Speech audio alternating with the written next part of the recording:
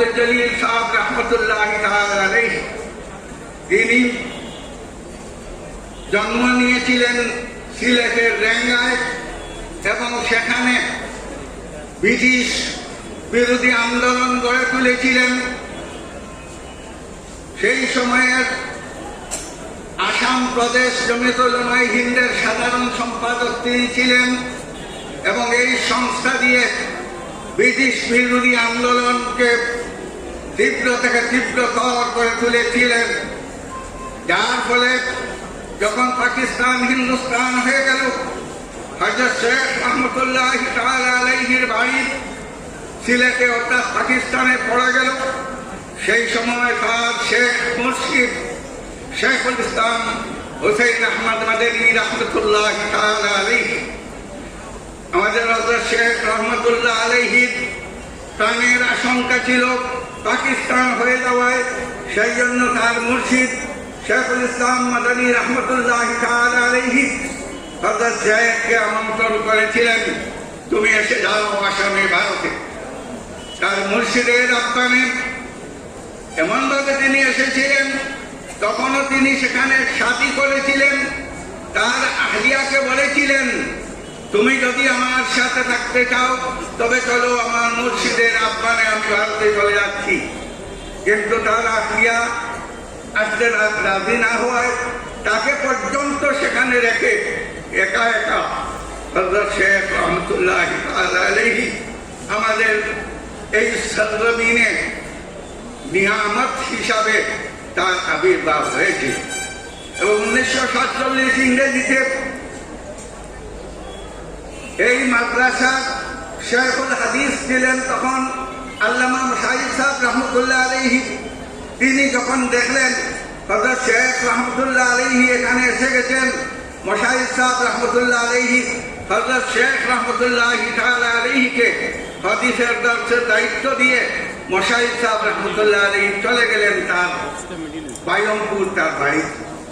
এই থেকে হযরত শেখ রহমতুল্লাহি তাআলা আলাইহি শেখুল হাদিস হিসাবে এই মাদ্রাসাকে কেন্দ্র করে হাদিসের দর্শ দেওয়া শুরু করলেন। আপনারা মুরব্বী যারা আছেন তারা জানেন, সেই সময়ে হযরত শেখকে আমভাবে সাধারণ মানুষ প্রথম অবস্থায় মুহাদ্দিস সাহেব বলত। অতঃপর এই অবস্থায় হযরত শেখ রহমতুল্লাহ আলাইহি একদিকে হাদিসের দর্শ, অন্যদিকে দেশের অবস্থা বিবেচনায় তাকে আসাম অ্যাসেম্বলির ক্যান্ডিডেট করা হলো। তিনি পরপর 6 বার বিধায়ক নির্বাচিত হলেন বদরপুর এবং আলগাপুর থেকে, এবং সেই 6 বারের বিধায়কের অবস্থায় 3 বার তাকে মন্ত্রিত্ব দেওয়া হয়েছিল। কিন্তু হযরত শেখ মন্ত্রিত্ব প্রত্যাখ্যান করেছিলেন। কি জন্য? এই আমাদের যে সংস্থা কাজ করছে, দিনের কাজ, এই জামাতে শরিয়া ও নকওয়াতুত তামিরের স্কিম, যেটা হযরত আমিরে শরিয়ত মাদ্দাদিল্লাহু আলাইহি আপনাদের সামনে বিস্তারিত কিছু বয়ান করেছেন, এইগুলা কাজ দিনের কাজের জন্য হযরত শেখ মন্ত্রিত্ব ত্যাগ করেছেন।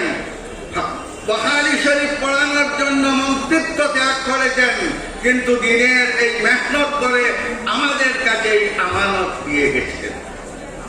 হযরত শেখ রহমতুল্লাহ আলাইহি এই মাদ্রাসাকে কেন্দ্র করে প্রথমে তালিমি জমাত বানিয়েছিলেন।